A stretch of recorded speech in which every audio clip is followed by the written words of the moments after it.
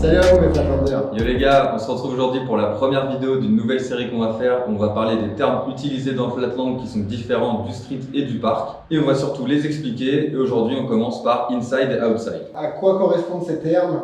Comment ça se définit et surtout dans quel contexte on les utilise? On va vous expliquer tout ça et surtout, on va vous montrer des exemples. Alors déjà, avant de parler d'inside et d'outside, il faut savoir une chose, c'est que dans le Flatland, la notion de pied fort et de pied faible est importante et joue sur pas mal de choses. Donc pour un goofy, le pied fort, ça sera le droit. Pour un regular, le pied fort, ça sera le gauche.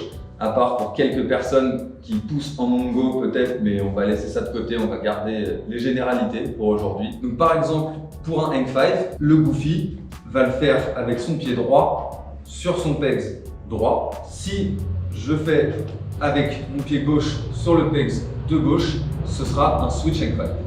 Maintenant qu'on a cette info, revenons sur l'inside et l'outside. Donc ce sont deux termes utilisés pour désigner respectivement l'intérieur et l'extérieur de la trottinette. On les utilise pour qualifier des tricks qui vont être réalisés un pied sur le peg et donc vous aurez des pegs inside et des pegs outside. Donc l'inside et l'outside, ils sont définis par rapport à notre stance, c'est-à-dire l'orientation de nos pieds sur le plateau. Moi, je suis goofy, mes pointes de pied sont vers la gauche, ça va donc être mon côté inside. Moi, je suis regular, donc mes pointes de pied vont être orientées vers la droite, donc c'est l'inverse. Mon côté inside sera à droite et mon côté outside sera à gauche. Vos pegs inside seront toujours ceux situés vers la pointe de vos pieds.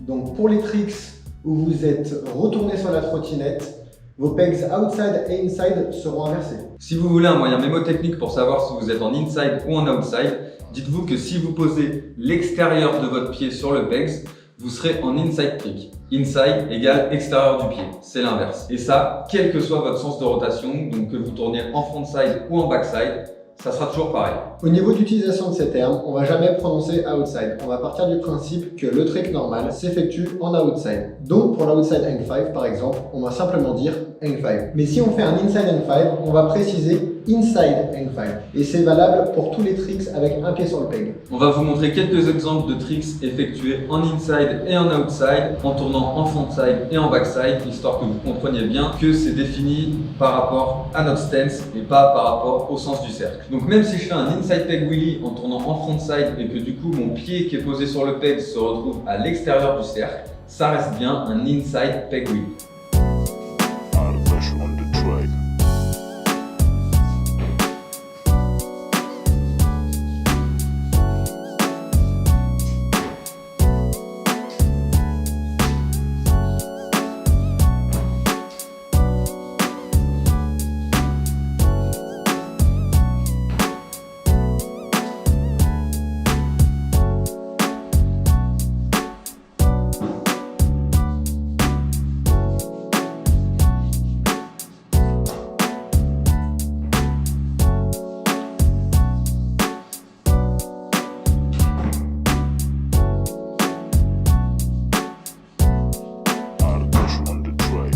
Voilà, c'est la fin de cette vidéo sur les termes Flatland. On espère que vous aurez appris quelque chose et que vous comprendrez à l'avenir mieux les combos Flatland et comment ils sont construits et les petites subtilités du Flatland parce qu'il y en a.